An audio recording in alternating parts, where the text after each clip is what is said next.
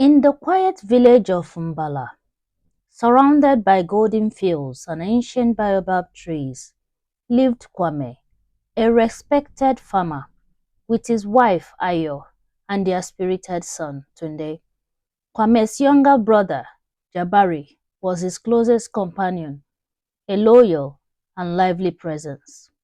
But one fateful evening, during the harvest celebration, tragedy struck and everything changed.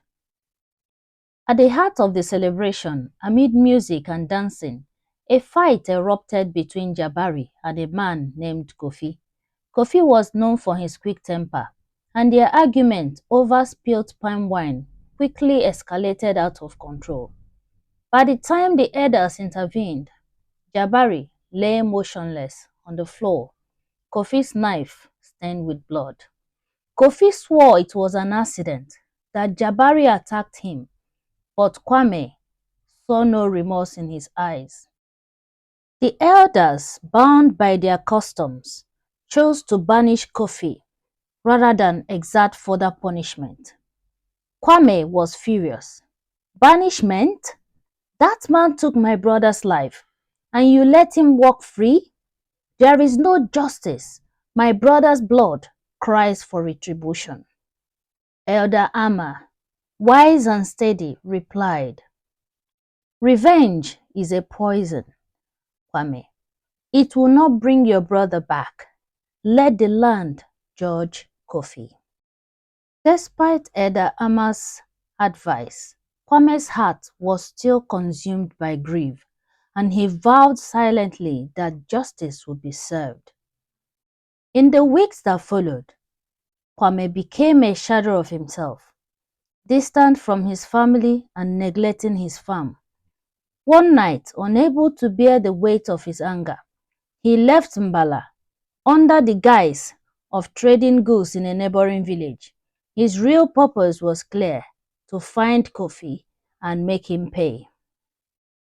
Kwame tracked Kofi to a small hut in the village of Dogo, where the man lived in solitude for days. Kwame watched from the shadows, waiting for the perfect moment to strike. While Kwame was planning his revenge, Tunde, curious and resourceful, noticed his father's absence and decided to follow him. With Ayo's reluctant help, the two arrived in Dogo, finding Kwame near the riverbank. That evening, as they camped near Kofi's hut, Tunde, ever curious, pointed towards the small dwelling in the distance. Papa, he asked, who lives in that hut? Kwame's heart clenched. How could he explain to his innocent son the darkness that has consumed him? After a pause, he replied, a man who did something very bad. Are you going to hurt him?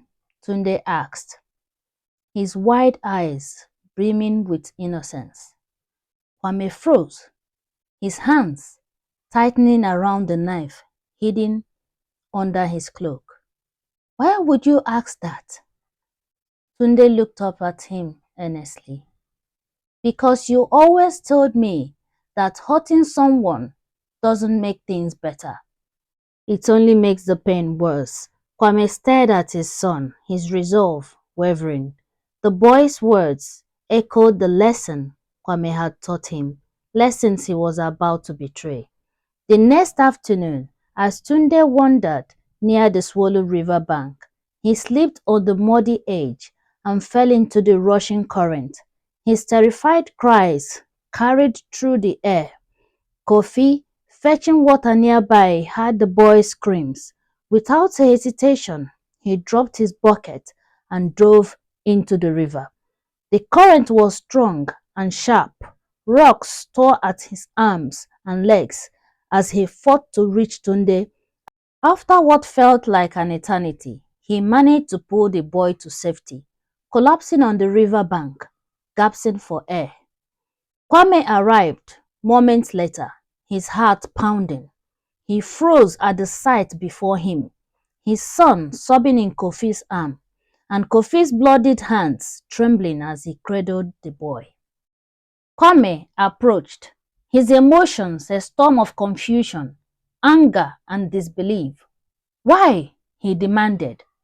"Why would you save my son after what you did to my brother?" Kofi looked up, his face pale and weary. "Because I know what it is like to lose someone," he said simply. "And I would not let that happen to you, even if you hate me." Kwame stared at him, his anger faltering. For the first time, he saw Kofi not as a murderer, but as a man burdened by his own pain. That evening, as Kofi rested in his hut, Kwame confronted him again, this time seeking answers instead of vengeance. Kofi explained the events of that tragic night, how Jabari had accused him of stealing crops, and how their argument turned violent. "It wasn't my intention to kill him," Kofi said, his voice heavy with regret. "I have carried that guilt every day since." Kwame listened, his heart torn between grief and the undeniable truth in Kofi's words. He thought of Tunde, sleeping soundly beside Ayo, alive only because of the man he had come to kill. The next morning, Kwame gathered his family and stood before Kofi. "You saved my son, even when you had no reason to. For that, I cannot repay you, but I will not take your life. The cycle of pain must end." Kofi bowed his head, tears streaming down his face. "Thank you, Kwame. I will carry your forgiveness as a reminder to honor your brother's memory."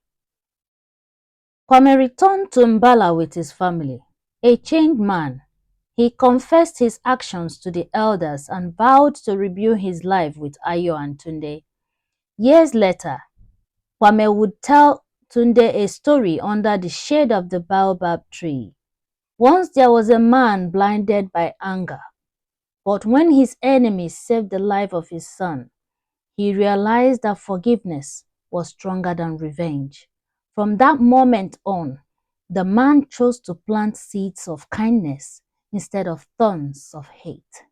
Tunde, now older and wiser, nodded. "And what happened to the enemy?" Kwame smiled faintly. "He became a friend, and together they worked to make the world a better place."